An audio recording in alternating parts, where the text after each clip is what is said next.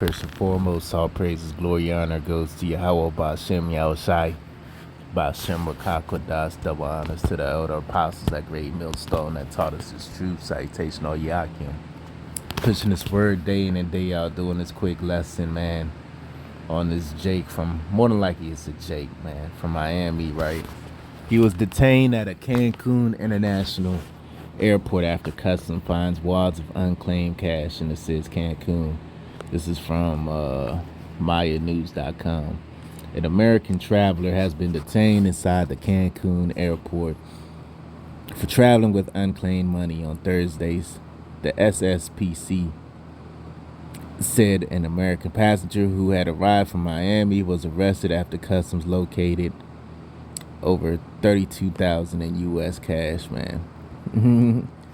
All right, so I remember it was a guy. I don't know if he's a Jake or Edomite, but he was like a military guy, young guy. I think he said he was only like 21. Basically, I was having a talk. It was me and this Christian and him about the mark of the beast. And he said, hey, when that happens, he's going to Mexico. Hey, guess what? The mark of the beast is going to be in Mexico. We told him it's going to be worldwide. You know, he thought, you know, the mark of the beast is going to be here in America only, but it's going to be worldwide. All right. And this is more proof to it, man. He went to Cancun. I guess he didn't claim his money, you know, because, you know, when you go out of the country, they give you like a checklist and shit, you know what I mean, that you got to fill out before you can board the plane to leave the country. And I guess he ain't put this on the checklist or whatever, on the survey sheet. So, you know, this shit is like crazy, man, that, you know, he was just randomly checked, man. You know what I mean? And I've been profiled at customs, man, because they said basically they did a random check and shit, man. You know what I mean? It's profiling, racial profiling, because I actually seen a dog with the customs agent, man. You know, they was walking the line. When they got to me, because it was the line of people getting off the plane. When they got to me, right when I got my luggage at customs, I seen the customs agent, fucking officer Spick. You know, I seen him like kind of like kick the dog, and the dog rode, and he's like, "Hey, you sir, come with me. Bring your bags."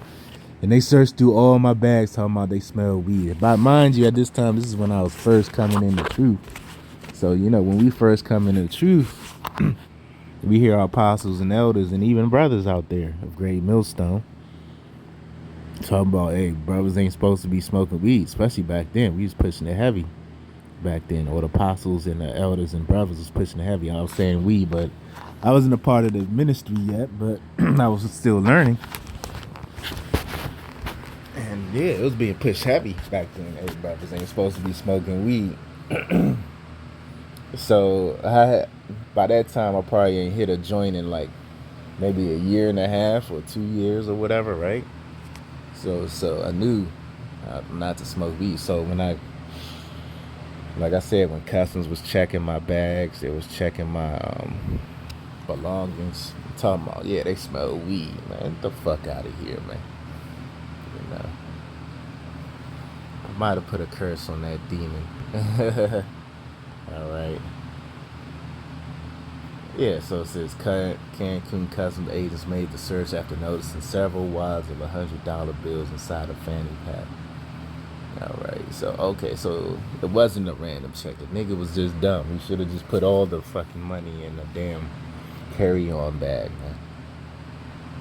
During a routine luggage inspection, the unclaimed money was found inside his fanny pack and inside his carry-on hand luggage. All right, so yeah, he had it in his fanny pack on his waist, man. You know what I mean? Which he should have, goddamn, just had it all in his carry-on, man. Make it easy on himself. Now he's down 32 bands. You know what I mean? Which that's a lot. That's a lot of cash, man. You know, so they're probably thinking he's a drug dealer or some shit. You know, he's gonna go and buy a brick. The flip. You know. Oh no, he probably could have just been going out to have a good time, man. You know, because Cancun, DR, PR, what else? Brazil, all those South Central America. It's a paradise, man. So, I mean, there's a lot of shit you can do out there, especially with 32 bands. So really, you only need like maybe a couple $1,000 at the most when you're leaving the country to have a good time, man. So you got 32 bands. He's really about to live it up. All right. But more than likely this is a Jake, because Jake deal with cash. Why? Because Jake worked these freelance jobs or these freelance scenarios. Who knows? He could have been a scammer. You got the scam. Like I coined it a couple years ago, scamming is the new trap, man. All right. So I'm gonna get some precepts, man. This is Isaiah 10:1. Woe unto them that decree unrighteous decrees and that right grievously which they have prescribed, man. So hey, destruction is coming unto them that right unrighteous decrees, man. It's an unrighteous decree. Here it is, we're spending unrighteous money, which is cash, man. Paper notes, debt notes, certificates. Here it is. We fuck goddamn using those type of money, man, which is not gold and silver. It's not real money. It's fake money, man. We're really supposed to be selling or using gold, silver, maybe certain metals like copper and stuff like that, because that's where they get the whole concept of the penny from. And the dime is supposed to be silver. The dimes, quarters, 50-cent coins and shit like that. The nickels, all that's supposed to represent silver. The penny is supposed to represent copper. So it's supposed to have like gold, silver, certain copper metals. We're supposed to be paid in, but we getting paid in debt notes, Federal Reserve notes, funny money, tissue money, toilet paper money. Because when the economy collapses, the dollar will be useless when they initiate this market of beast system, man.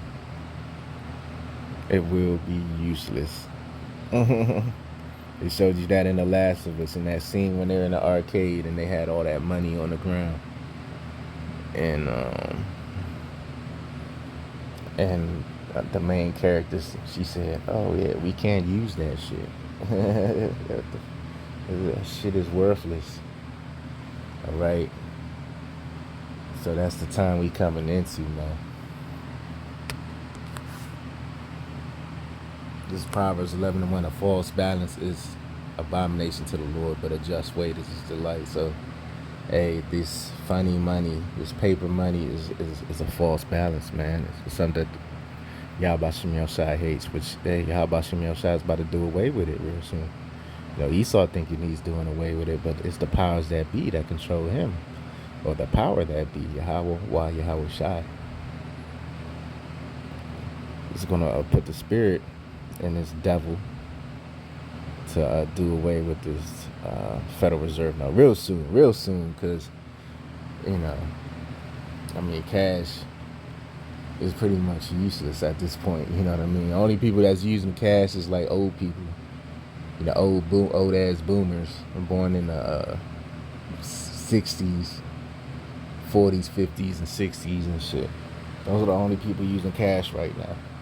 It's fucking boomer generation, because they're not good with technology, because they really grew up with the typewriter and shit. I remember being in elementary school using a typewriter for like 1 year, like in the late 80s, and then like as soon as the 90s hit, we started using like computers.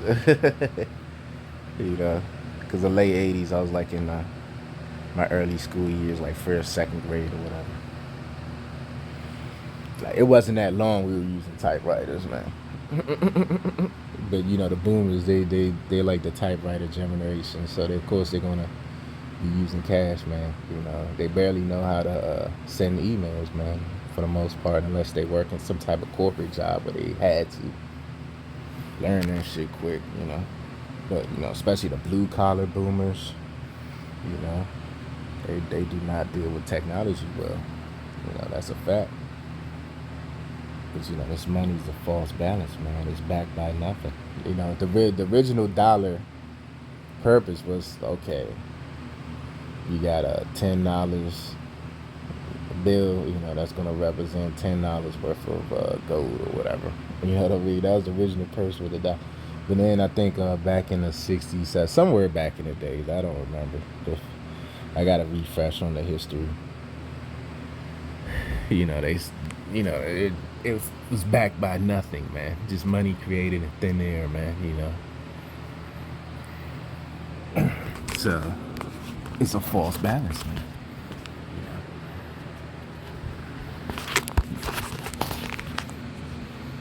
So I'm gonna end it there. This is Revelation 13 and 16, and he calls of all, both small and great, rich and poor, free and bond, to receive a mark in their right hand or in their foreheads, man. So, the white man's about to have that charagma, man, that insertion, man, that RFID chip put in your flesh, man, your right hand or your forehead real soon, man. And, that's how you see stories like this, cash being seized, cash being seized, like this.